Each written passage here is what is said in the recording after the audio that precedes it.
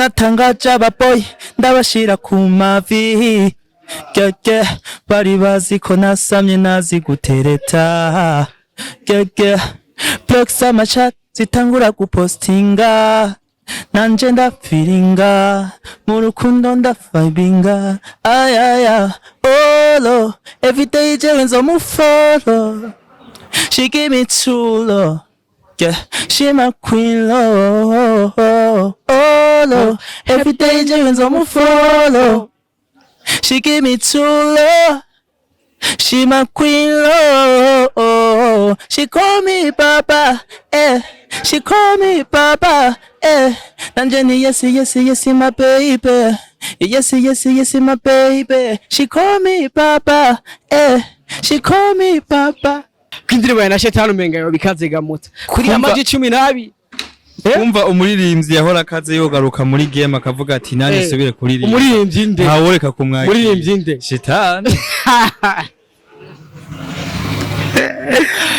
muri kari bure shetani muri music kari uririmbe gusa uzorabe nyine uzuzanye yindi system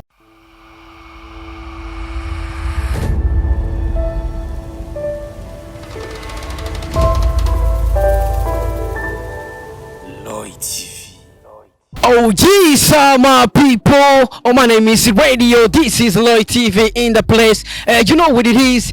Yes, and Mr. Radio ndakubwira ati I'm back again. Yes, nagatse kuri ya micro yanje. Hamwe ndakubwira byinshi muri entertainment. Hamwe ndakuzanira aba hitmaker kuri micro ya Lloyd TV. Ladies and gentlemen, kora subscribe right now kugira ngo uzurabona professional interview, uzurabona update in news. Yes, right now.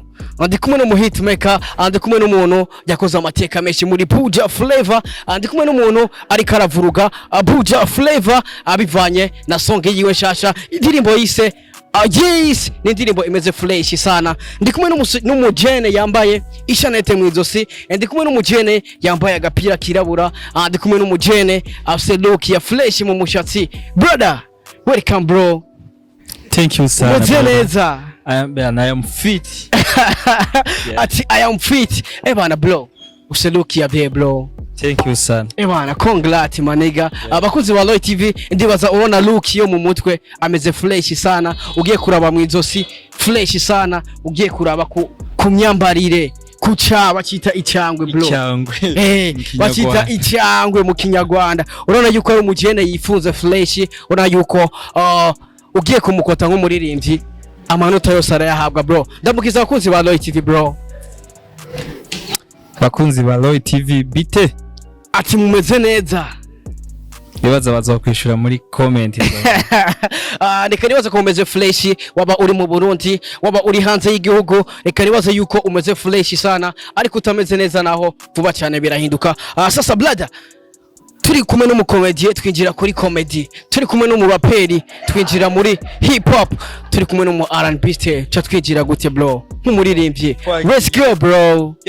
Natangaje ababoy ndabashira ku mavi gege bari bazi ko nasamye nazi gutereta gege blogs amachat zitangura gupostinga nanje ndafiringa mu rukundo ndafibinga ayaya olo everyday jewe nzomufollow she give me true love yeah, she my queen love oh love everyday jewe nzomufollow she give me true love she my queen love she call me papa she call me papa Nanjani yes my baby yes my baby she call me papa she call me papa. Yes. Let's get in on. Oh yes, bakuzi ba Lloyd TV ndibaza wabyumvise. Ni indirimbo imeze neza cyane. Ni indirimbo yise yes. Ni indirimbo right now iri kuri YouTube channel yiwe. Ni indirimbo iri kirabikora fresh sana. Ni indirimbo ifise clip nziza.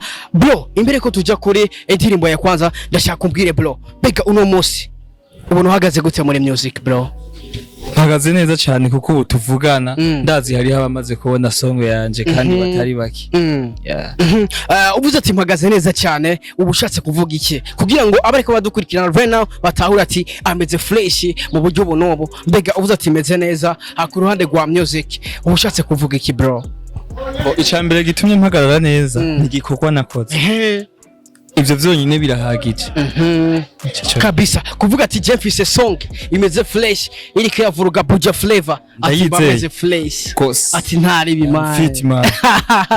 Yes je nkunda kugena abarindi migirira confidence bro vuga ati je kabisa mba nabakubisa ingoma timba nahejeje bose nukumotora ati ntakorosha bro nakubwiye ati uno mwaka dufise akazi kenshi ndibaza wamaze kwibona new generation uno munsi ikira hatwika bro babwira ati new generation turaje bro tuje nabi me nka jewe ndi mubi cyane ye kubagirira nabi go kwanza bro take 5 kwanza bro bakuzi ba Loy TV wallahi afise indirimbo yiswe yes ni indirimbo nimba utarayiraba please right now hagarika ikiganiro ugende kuri YouTube channel wandike gute bro?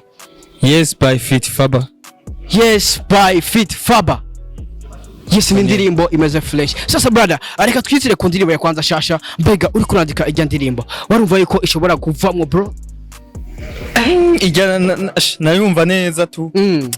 Igitangura byonyine igitangura kuza mu mutwe byonyine naravyumva ati indirimbo y'abantu iri full sana yizobajugumiza ati zobajugumiza. Sasa hari benshi reba bandika indirimbo ugasanga ni true story avuga ati je ebana nakantu kambaye ko cyambuga ati ebana reka nandika aga song mbega brother kugiye wandika ijya ngoma kabisa ifise uburyohe nkabujya ni feelings y'urukundo yuzuye hari benshi bavuze ati ni true love umublo yanditse ibintu byamubaye ko muri love bro nakazi men yani job mpamvu ari job numva umengo sinobishiramwo cyane ngo nari mfise ngo ngunda ngo ngomba ni job nyene umuntu avuga ati reka nifunge nje muri studio ndi hamahera nkora indirimbo na video urumva ntabwo biba bisobanutse ko umuntu yovuga ngo ni true story ugomvye kuvuga true story wona tera inkuru mu jama ukamwiganira kabisa. Sasa mbega muri jya ndirimbo yose nta kantu na gatoya gahuye na true story yawe akantu gatoya nkaga flow gatoya gahuye na true story ga bro aga flow gatoya ngira ngo nk'abandi ngira ngo nk'abandi gusa nyine nakomvye mpezagira ndabahezagira nyine wabwa ati ba tori migisha bana ati cameraman tori umugisha bro cameraman ni bro yes cameraman ati yes bro afisa umwana bro bamwe nabo barakaza ubwira ati yes bro kabisa.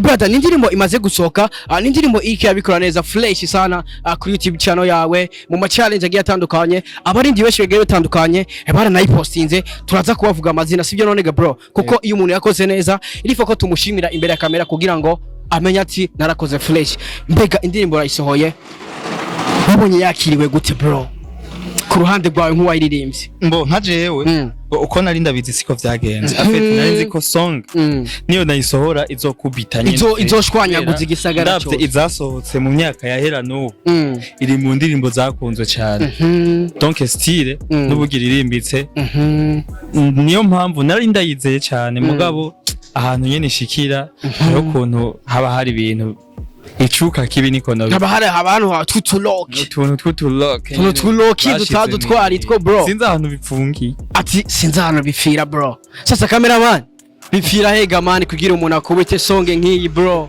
bakuzi ba Loy TV ndashaka kwanza unyishira ikibazo bipfira hehe muri industry y'u Burundi kugira ngo umuririmbyi afise impano yugaranwe kugira ngo umuririmbyi afise impano akubite songe ibe lock bro bipfira hehe right now bakuzi ba Loy TV dukunda impano dushigikira umuntu ari talented dukunda ivy'iwacu dushigikira umuntu afise impano baca umugana ati ushigikira udakomeye mugakubitirwa hamwe kabisa nutashigikira impano uzokubitirwa hamwe no udashoboye.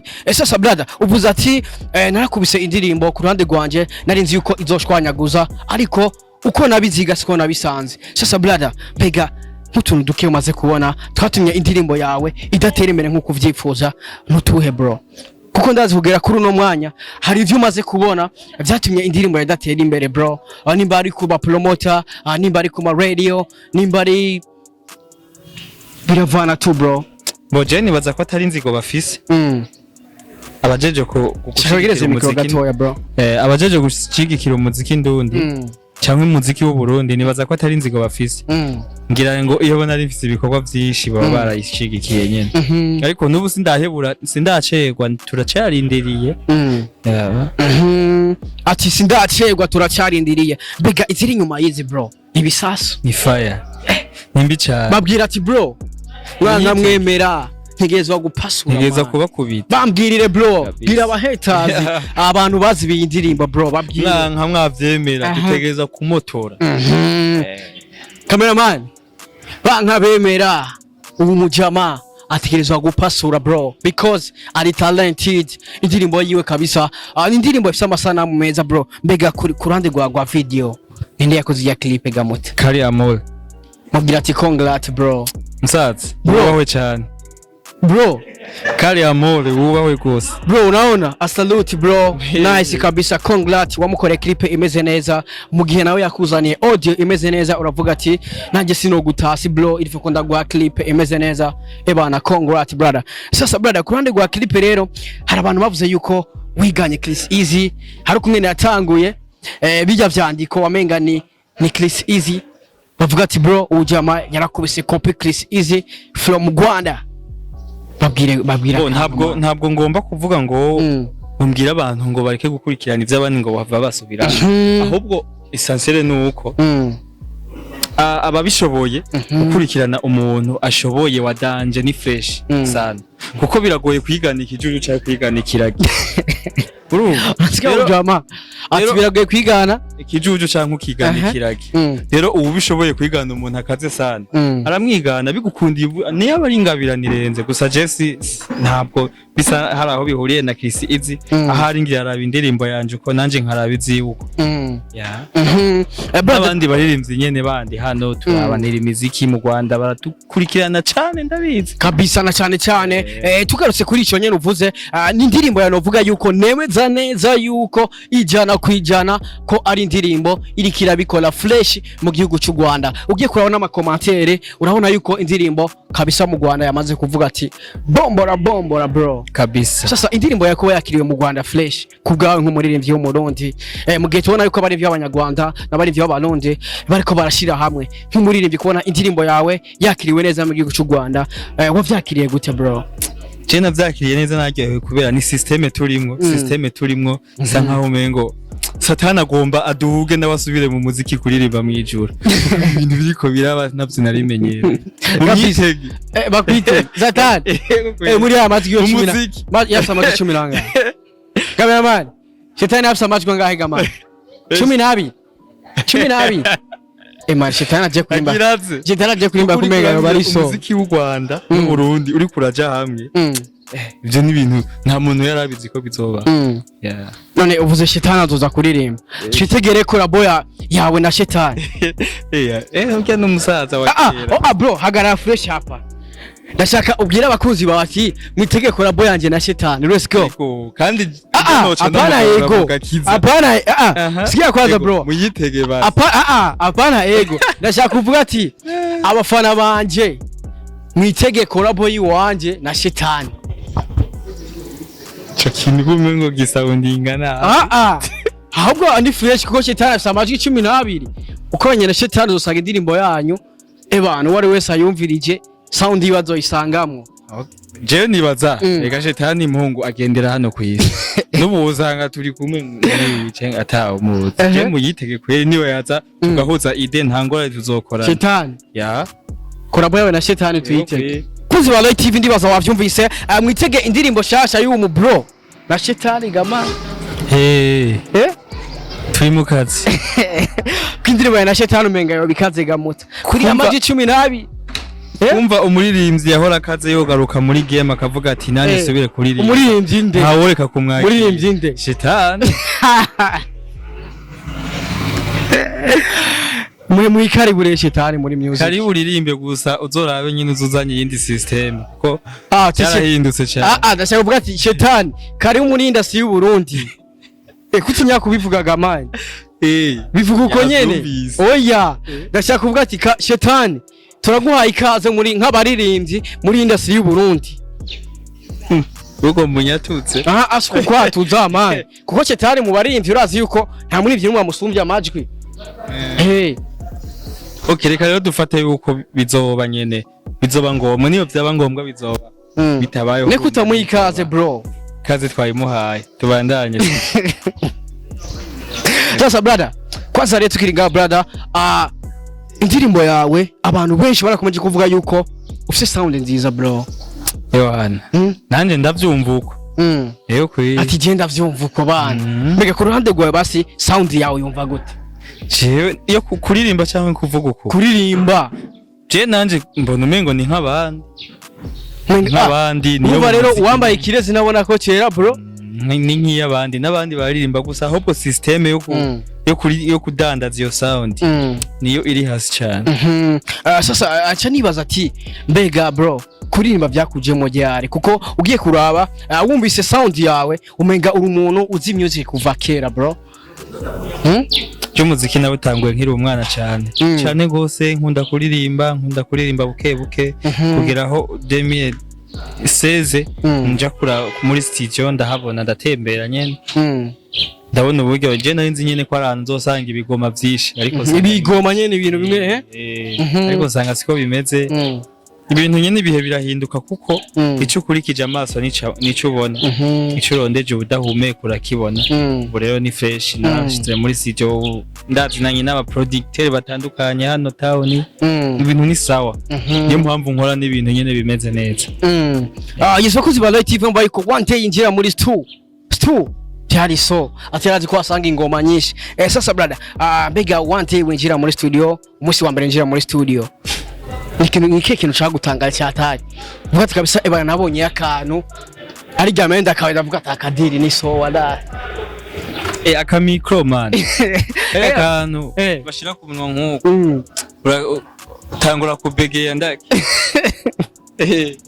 uravuga atakadiri gawa bati bro let's go tangura kuraba imirazi ndaki gati ibintu ni so ukumi indirimbo ya mbere winjiye muri studio wasuye mu kirozinga kubera nyene yari umuproducteur ngira ngo yabigize sinzi ngira yabatariye kweli yabandi ndakubita amakontrete amaorogame ngaho ndayakubita amandigira mbona ati sohora rero imana umvisha abantu ngo man gusa nyene umuntu wese abazure kwanza tumuhe gasopo wa muproducteur iwe fais attention aya producteur umuntu ushobora kurikodinga song ukamuhereza amafaranga ukarimba contractor akakureka ukarimba orgame akakureka hama song akayisohora bro aya producteur bameze uko uraririmba orgame ugashiramwe ibikosa akakureka to ukayisohora uko. Sasa brother aho naho abagwaye usohora ikigamo abagwaye usore songe hari ikintu abashaka kwanganisha n'abafana we ubwenge bwawe ntububa buramakinga ikintu ciza na kibi we bawumva ko indirimbo ari ijwi ririmo tune ari indirimbo kwiye zuregereza micro bawumva ko ari indirimbo kwiye mugabo amplis ugenda urevoriwa ugakura nibwo umenya umuziki wa nyawo. Sasa brother umaze gutera imbere uno musi novuga yuko uyu mubarimvyi w'abarundi bafise bari talented bafise impano mbega nakeka jambo kamwe wobwira uwo mu producteur man kundazi yuko ni slagu utazopfa wibagiye kurumva yuko nuno musi ntibigere uvyibagira nakeka jambo kamwe wobwira uwo munani uwo mu producteur man umwigisha umuziki nzora bazenda umwigishe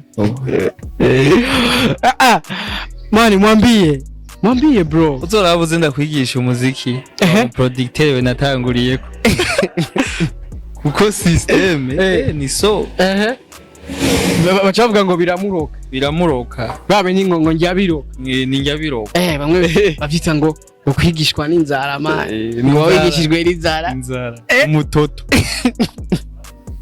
hari umuntu arashonje mana gacha azinduka ku kintu hebana ngo jewe ndakaze bro ndakunda ni code umuziki ni code.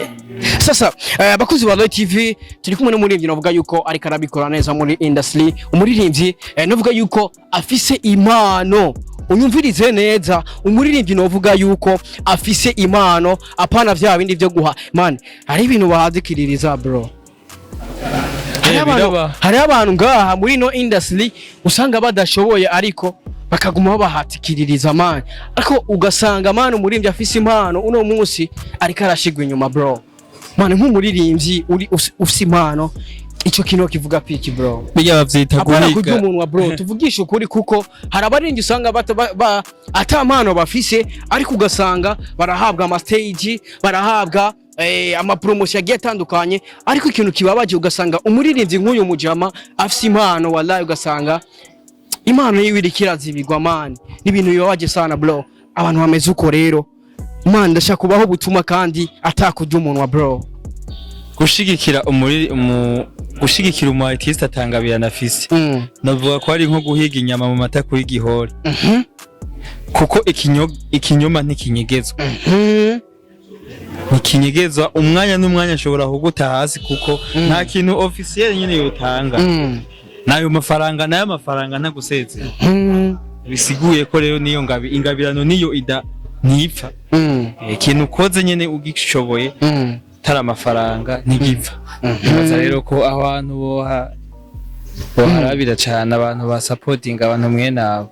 Abantu icambu cyo umupapa ari hano nyene ba papa bacu yavuze ati abantu badakwiye kubibujumbura.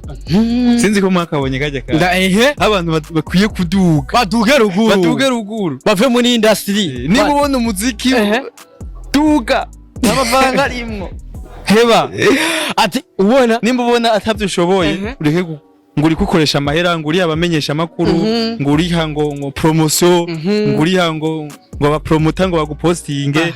Ivyo no kuri nyimba ari vyo wishimikirije duka. Mani babwire neza, bavyumvise babwire neza.